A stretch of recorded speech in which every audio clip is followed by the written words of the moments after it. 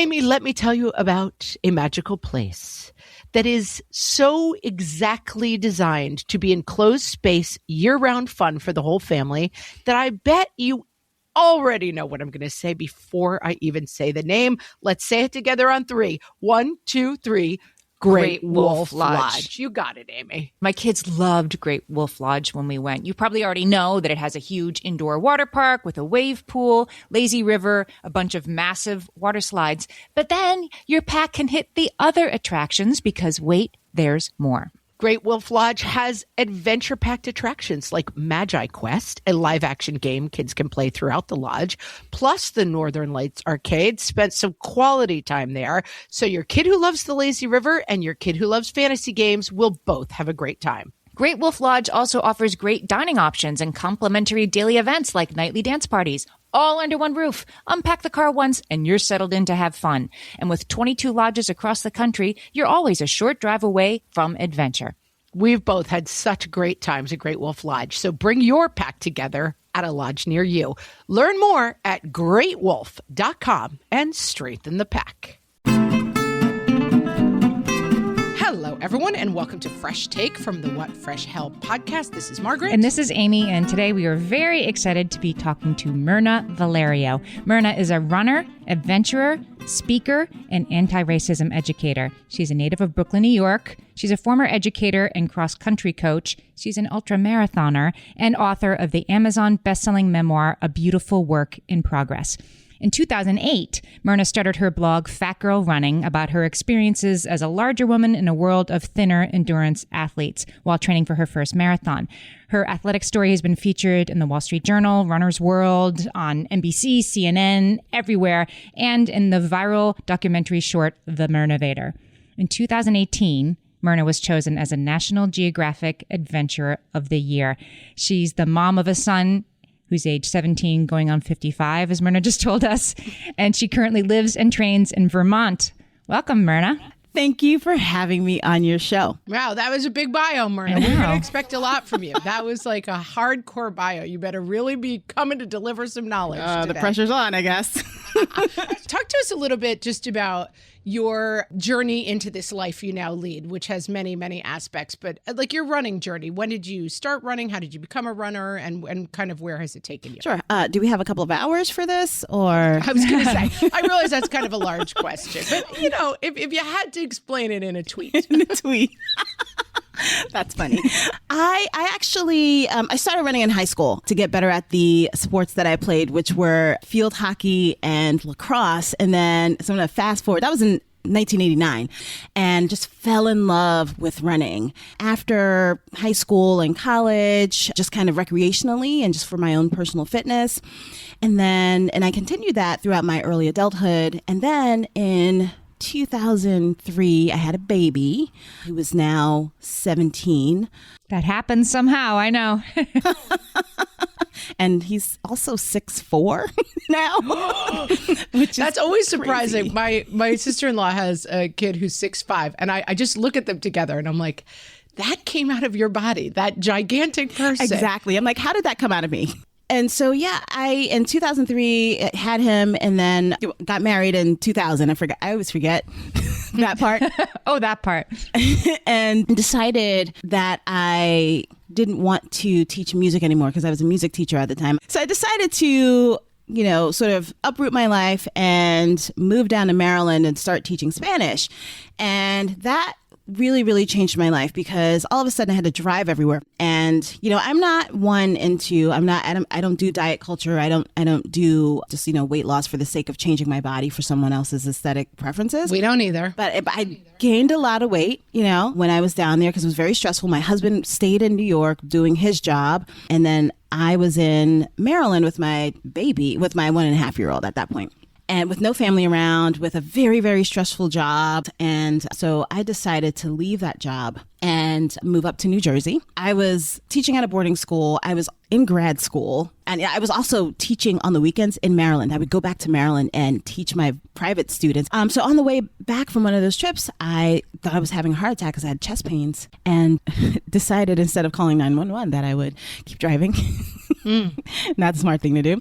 And I had a friend take me to the hospital. And 8 hours later, because it takes 8 hours to go through all the testing so they can observe you, they told me that I had not been having a heart attack, that I was having a panic attack, but that I should still follow up with a cardiologist to just to rule out anything cardiac related. But I do remember telling the doctor that told me that I was having a panic attack, or that I had been having a panic attack, that I was like, Black people don't have panic attacks. I don't know what you're talking about.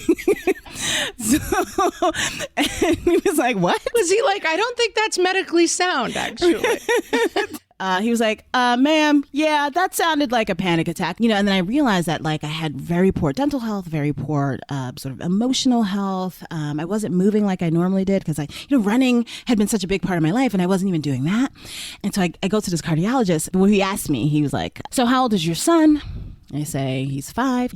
And he goes, well, do you want to see him grow up? Wow. I was like, whoa. I mean, you have to say it like that? But that was it. That was all I needed to hear. That was all I needed to hear. And he's like, I'm going to need you to change your lifestyle. I'm going to need you to start sleeping again, because I wasn't sleeping. I'm going to need you to lose a couple of pounds. I'm going to need you to reprioritize your life. And so the very next day, I got back on my treadmill.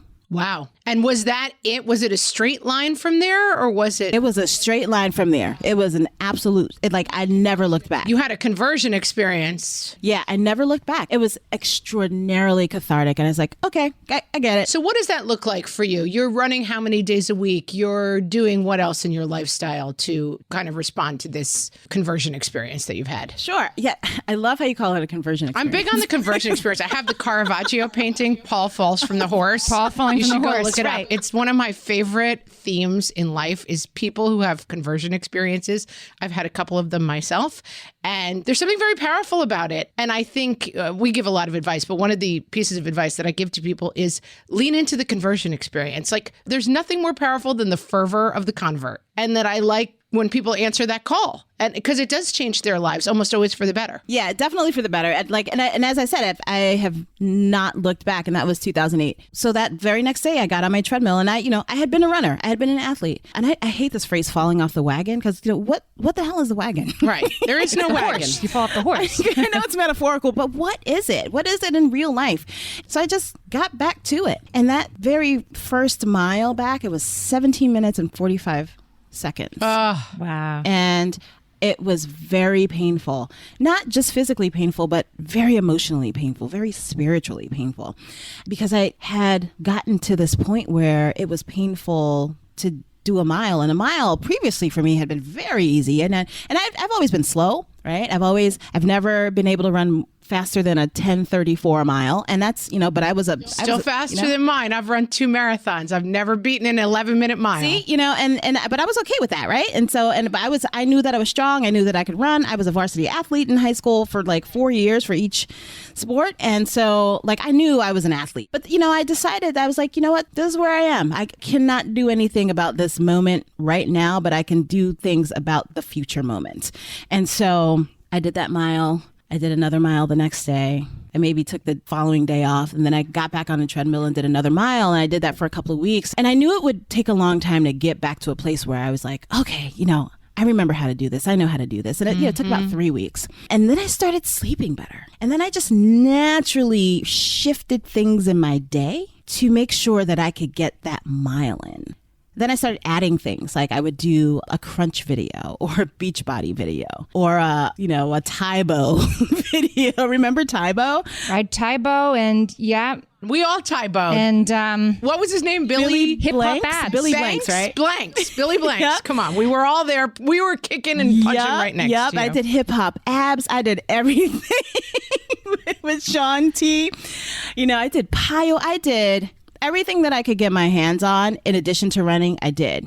It just became my lifestyle. It just became what I did. That became your lifestyle, Mirna, right? And then I feel like that became your work. That you saw that people needed to understand that they have a right to show up in places like the 5K or the Hip Hop Abs class, no matter what size they are, right? No matter what their fitness level is, they don't have to wait until they're thin and beautiful to do this stuff. That wasn't my intention.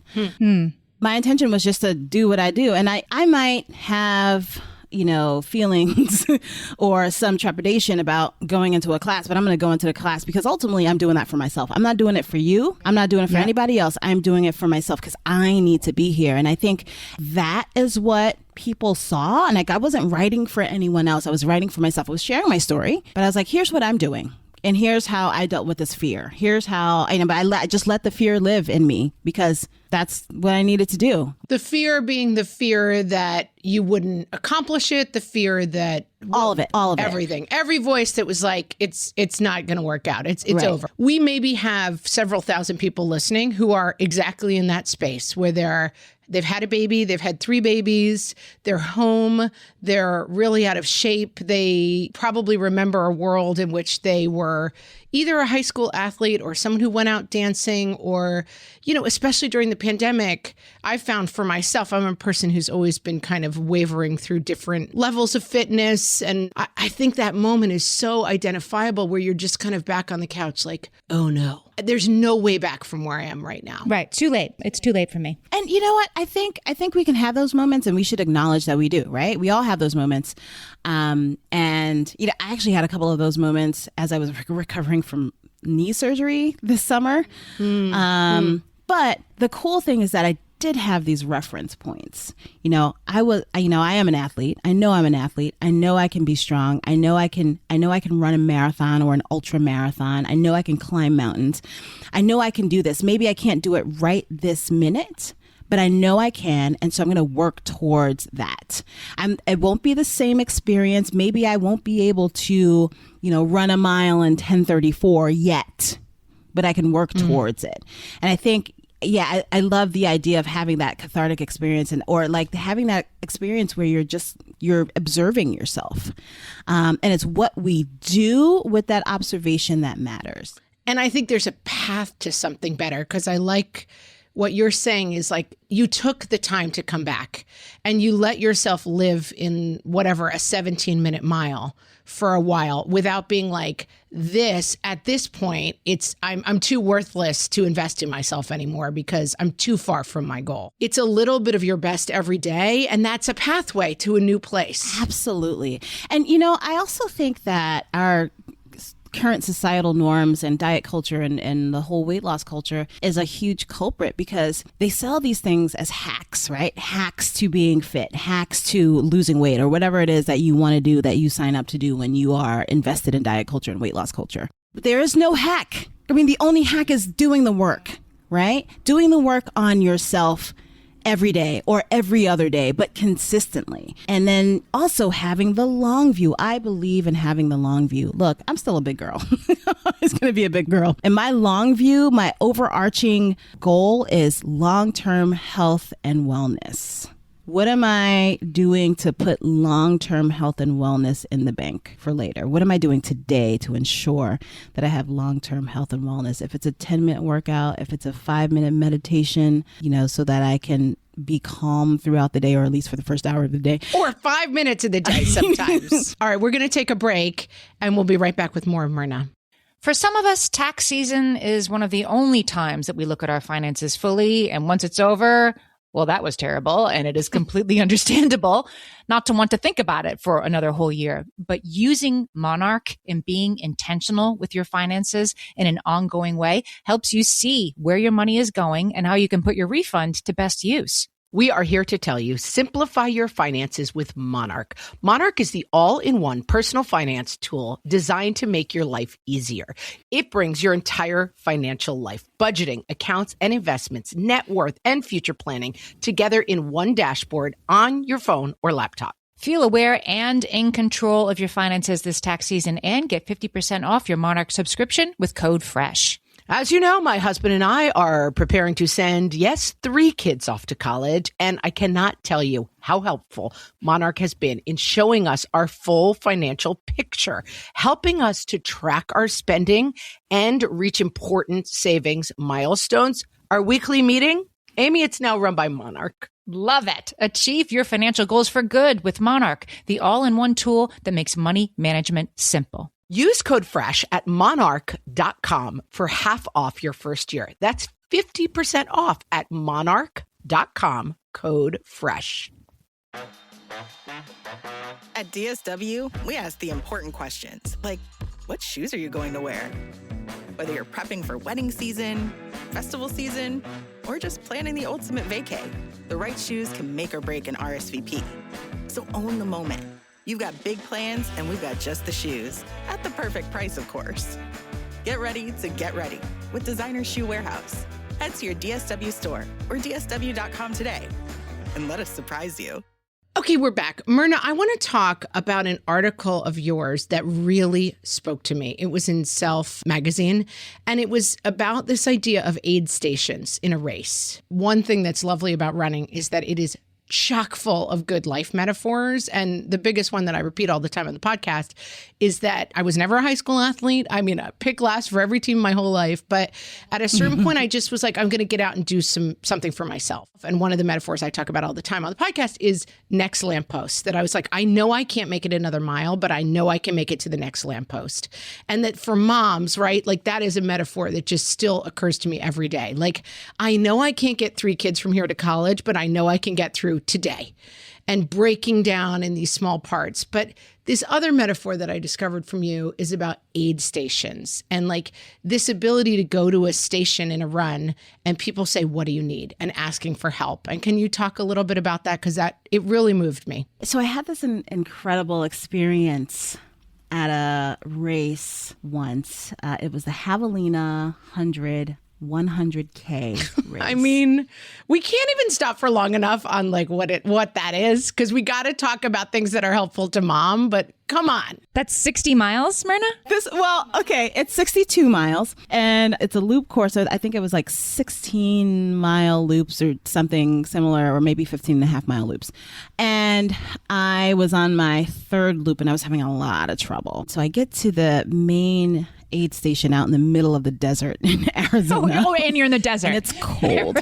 Right. And I'm in a desert. It's cold. This is not what we're putting in your path. Please don't start running around in the desert. Please do. It's amazing. 1 mile on a treadmill first. I mean, do, but don't start with 100K. Don't start with 100K, please. because that's not what ridiculous.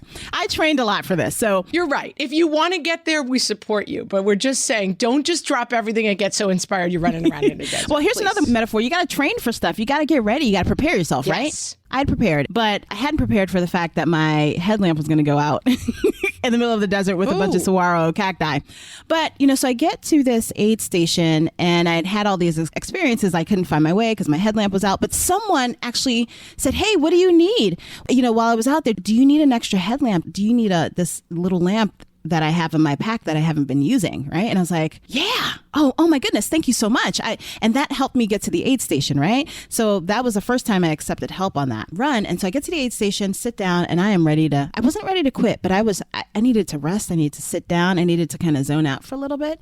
And so I sat by the fire. They had a fire going because it was like 35 degrees in the desert. Yeah, right? And Cushy. Mirna, come on. I was just having this sort of like outer body experience. I just hallucinated. I thought javelinas were coming after me because I heard roaring in the desert, but it turned out to be cars racing.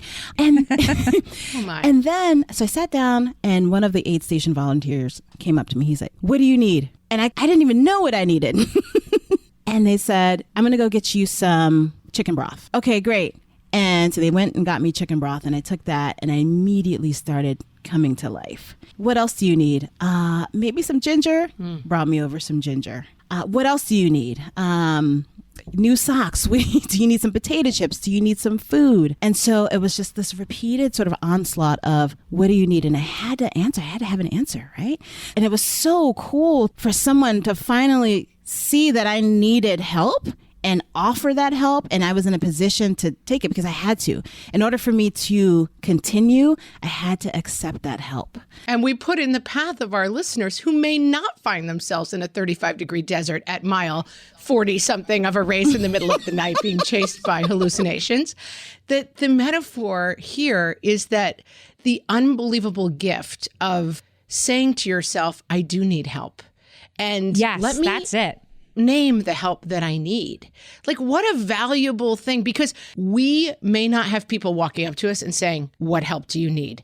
But we can still take something from this, which is, are we prepared to name our needs? Or are we kind of stuck in the place where we're like, no one ever helps me and I have to do it alone and I blah, blah, blah, blah, blah. It's like step one is saying that, it's okay to accept the casserole and the neighbor brings it and say thank you because you do need help. But this is taking it another level. It's calling your neighbor and being like, I need you right now. Can you help me with this? And, then maybe doing the same for her. But yeah, being ready with that list of this is what I need. Yeah, and that's something that I've, as an entrepreneur now, I've had to learn as part of being a business person, asking for help, because I cannot do everything myself. And when I do try to do everything myself, it goes to hell.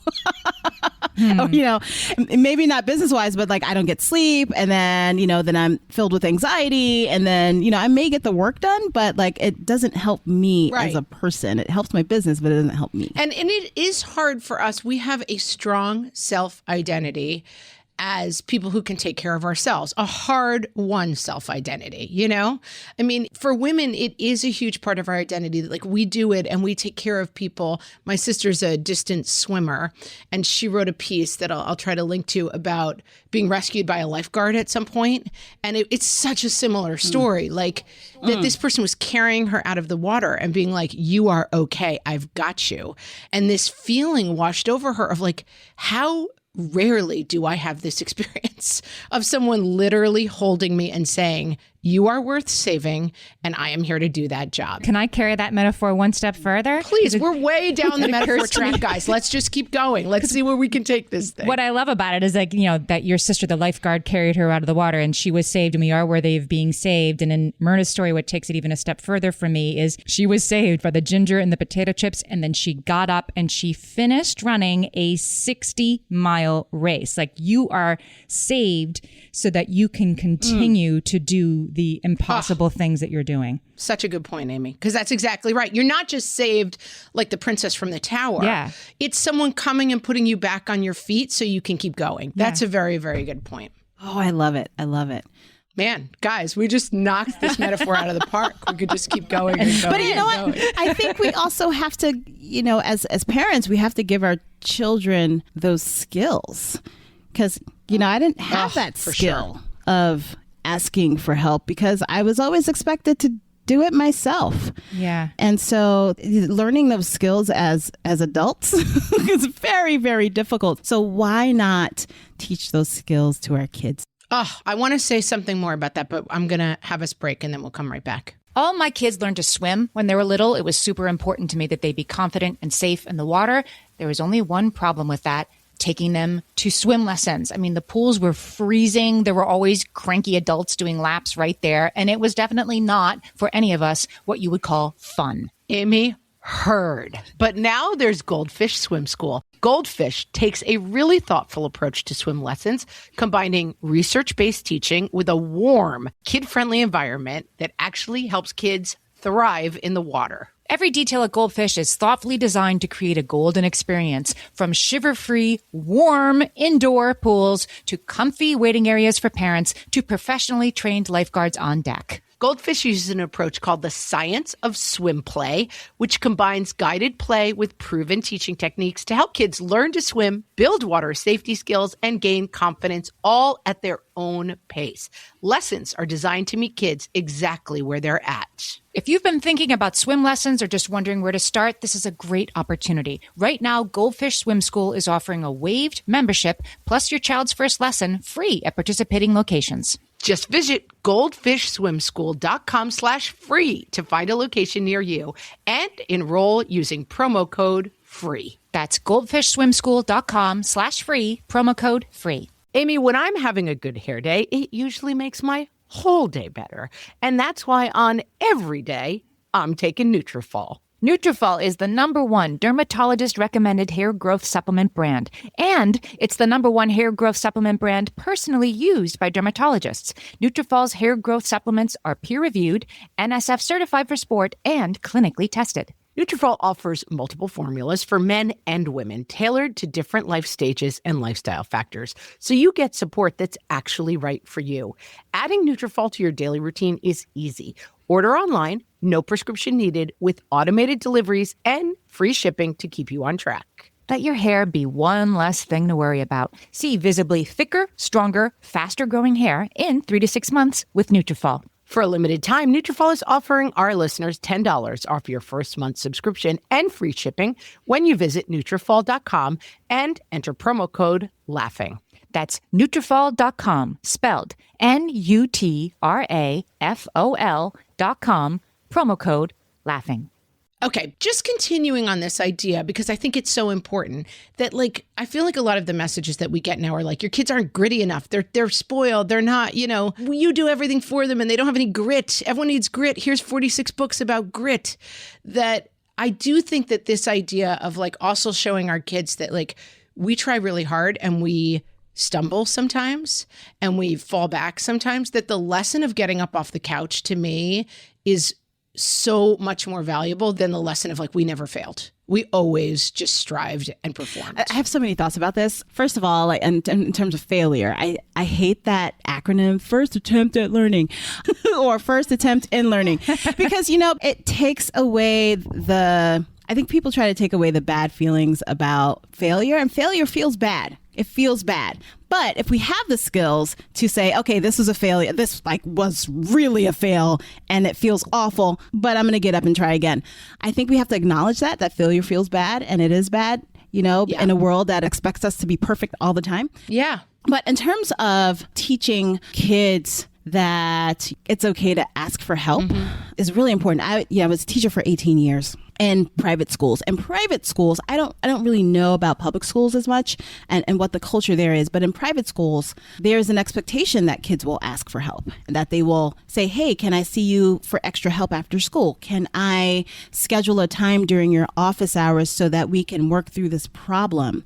And it's such a beautiful culture. And it's all, it's a certain entitlement to asking for help that I don't think is built into other educational arenas. I agree with that. I didn't do that. I didn't ask a teacher for help until I was in college, because I didn't learn that as a younger child. Yeah, it's a great model. And then you get to college, and then all these young adults don't know how to ask for help, and they don't know that they're entitled to that. And that's why we have office hours, and that's why you can make an appointment with a professor to ask questions. And I would love to see that in the greater culture. I think that's very true, that in public schools, that's not something that, well, now, especially in the whole, like, homeschooling region or remote learning, I'm supposed to call it, people don't like it when I call it homeschooling, but in remote learning, it's very like your mom will help you with this or your teacher will help you with this. But the idea of kind of self-advocating is something that we're a little lacking on. Very, very lacking. Can I ask you, Mirna, how did you talk to your son when he was younger about fitness, and how can we talk to our kids about fitness in a way that makes them feel sort of powerful and motivated, and I don't know, and not sort of guilt them into, like, you need to do this, it's another thing you need to do well? We never really had conversations about it. I just went out and did stuff, and I took him with me. And, I didn't talk about, how I want to lose weight. Well, actually, I will tell you that just a few months ago, I made a comment about my body to myself, but my son overheard me. And he's been listening to me do podcast interviews, talk about my book, talk about my life, my whole story for years. And he says, Mom, I don't believe you just said that about your body. Isn't your whole platform non-diet culture, non-weight loss, love your body, blah, blah, blah? And I was like, you're right. I apologize for having said that about my body. I do love my body, So he's been listening. We have an episode, if we haven't listened to it, we have an episode for our listeners called Let's Not Care What We Weigh. And, like, can we actually free ourselves from a lifelong journey of being told that we're too fat? I mean, it's a big question. And one thing we talk a lot about on the podcast is, like, that there is this thing we call back to one. So it's like a reset. A reset without judgment, right? Like, it's a reset without judgment, right? That we know where our one is. Our one for me is that I exercise 3 or 4 times a week, that I eat food in some moderation, that I'm not, like, in bed with a full bag of frozen Snickers bars watching Real Housewives. Like, too much. That was very specific. Listen, just say that would happen. It was not pulled out of the air. It was based on a real life example. But the thing is, I'm always going to end up at some point back eating bad food in front of reality TV, because that is a place I go to when things aren't great. And I don't want to spend my life being like, that's a failure and eating celery while running is success. That there is a place that I can go to that I know is my back to one place. And that some of that involves like putting on clothes and being like, oh, I can't wear this because I have a fat roll from, being the pandemic. Like that thought is never going to leave my mind, I think, at this point of my life. Well, because we've been conditioned by society to have those thoughts. Yes, that's right. Yeah. And I hope for our daughters and sons that we're moving to a place where like there are a host of role models who are showing that like you can be sexy at any size and that like being thin is not the most important thing about you. But I don't think I'm ever going to shed that. But that's right. I hope there's a place that I can rest in that's like, oh, come on. I just need to go back to one. I don't need to be so hard on myself. Right. And, I go back to being the observer, right? To being the observer to yourself on the couch or being the observer to your own thoughts, right? I know I had that thought and I know it's not true, right? I know I had this emotion. Emotions are not true. They're not facts, right? Yeah. They're just the way that we react. And so I know I had that thought. My son called me out on it. But that means so much to me that he has been listening and that I have been role modeling. Yeah, yeah. I'm not going to say the right way to think about our bodies, but a healthy way to think about our bodies, to think about fitness.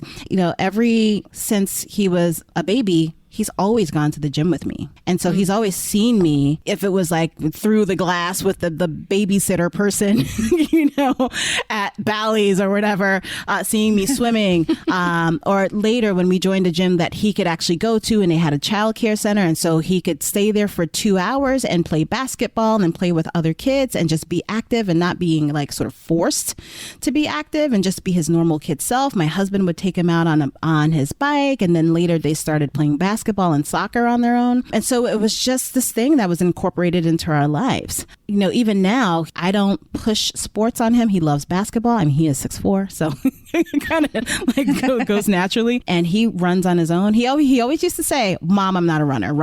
But he runs 3 or 4 times a week on his own to help keep himself fit because that's important to him. He even joined my cross country team. And I was like, what are you doing here? He's like, well, I'm trying out for cross country. I'm like, but I thought you didn't. Okay, I'm not going to say anything because I was so excited. And every day that he was in cross country, I would be like, oh, he's still here. Wow. So that's just something that he does. And it's not to lose weight. It's just to move his body. And I noticed that his mood changes when he hasn't been outside and he hasn't gone for a run or he hasn't gone to play basketball with the guys here. And but as soon as he comes back home, he is chatty, and to have the gift of chattiness from a 17-year-old is amazing. Golden. And that's one thing we talk a lot about with our kids is kind of trying to give voice to stuff that we're trying to model, because we kind of all know that our children aren't going to do what we say. Our children are going to do what we do, but it's something where I try to give voice with my kids too. You know what? I'm going to have a big healthy lunch because I really want to try to go ride my bike a long way later on and connect those things for them without making food. I didn't eat bad food, so now I need to go exercise. It's like, and then also giving voice to, man, I had a really stressful day. I can tell I'm kind of yelling a lot. I'm going to go out and ride my bike for an hour and see if I feel better when I come back. And then when I come back, man, I feel so much better. That really helped my mood, and really trying to put in our children's path the idea that exercise makes you feel really good. Oh, yeah. We, had some issues over the summer, some family issues. And I talked to him about it. And he was like, okay. And then he disappeared for a couple of hours. And that's his way of processing difficult family issues, is to go play basketball for a couple of hours. And when he came back, he felt better. That's a gift. That's a gift. Yeah, it's such a gift. To have movement is a gift. Before we wrap, can we talk a little bit? I mean, I brought it up earlier, but I'm thinking of people listening to this. To the mom who really feels like they are really far from their one, that they're really kind of, they're stuck at home, they've got babies, there's a pandemic, maybe they've speaking for myself, been eating too many mozzarella sticks with ranch dressing. Or hello, like it doesn't have to be like motherhood changes our bodies, right? Like our bodies are not what they were before we became mothers. Even if we only ate kale and breathed fresh air, we're going to look different afterwards. So right, this doesn't have to be because there was any kind of falling down on your part. You look different. Yeah, that's true. That's true. For somebody who just feels like they've really lost the script in terms of engaging with fitness on any level, what do you say to that mom who's kind of stuck in that place? Number one, acknowledge how you're feeling. Number two, give yourself some grace. Number three, start today. Every single day is an opportunity to start anew. Every single day. You know, a lot of us, particularly at the beginning of a year, for example, will set these like huge unachievable goals for ourselves. And then after a couple of weeks, we quit because we have these very, very like impossible standards for ourselves. You know, take every day as a new opportunity to do something for yourself and to put some health and wellness into the bank for your long-term health and wellness. Again, start small. If you only got 10 minutes to do something, use that 10 minutes to do something. Again, meditation, walking, do a couple of squats. Relearn how to do push-ups. If you have to start on your knees or just start in like cobra position, that's fine too. Give yourself some grace. Allow yourself to start small and to keep building. I love that. And give yourself the grace of the 17-minute mile too, because that's I find that hangs me up so much, that feeling of like, well, I'm not good at it. You're good for yourself and you're doing good for yourself, even if it's at 17 minutes, even if it's at 25 minutes. Mirna, we like to say at the end of our podcast that we solved it. And I feel like you solved it for us. We've got it now. We understand everything. You lived up to your bio. Life. We solved fitness. Mirna, tell us about you, like what you're working on and where we can find you. Oh, I'm working on so many things. And I will tell you about something really exciting. I'm working on a fitness video. Actually, I just shot it 2 days ago for Nigel Barker's 31 Days of Fitness on his new fitness channel called Vive, V1VE on Instagram, and which will eventually be like a network thing. So I shot a workout that's going to be really cool. I'm at The Mirnavator on Instagram and Twitter. Also Facebook. I have 2 public Facebook pages, Fat Girl Running, all one word, and then Mirna Valerio The Mirnavator. I'm also the administrator for a 16,000 member Facebook group called Fat Girl Running. You don't have to be fat. You don't have to be a girl. You don't have to be a runner to join, but you do have to be interested in running or walking and interested in athleticism over everything else, and not diet culture, not weight loss. We don't allow that in our platform, and it's revolutionary. I am working on a second book. I started writing a novel during NaNoWriMo National Novel Writing Month, and so hopefully that will be something. And I've got lots of speaking things going on. Check out my Instagram. I always announce those things. I teach anti-racism courses, and you'll find out about those on my website as well, themirnavator.com. Guys, I'll put links to everything Mirna just mentioned right in the show notes for this episode so you can find them more easily. Mirna, thank you so much for being with us. Thank you. It was such a pleasure. Thanks, Mirna.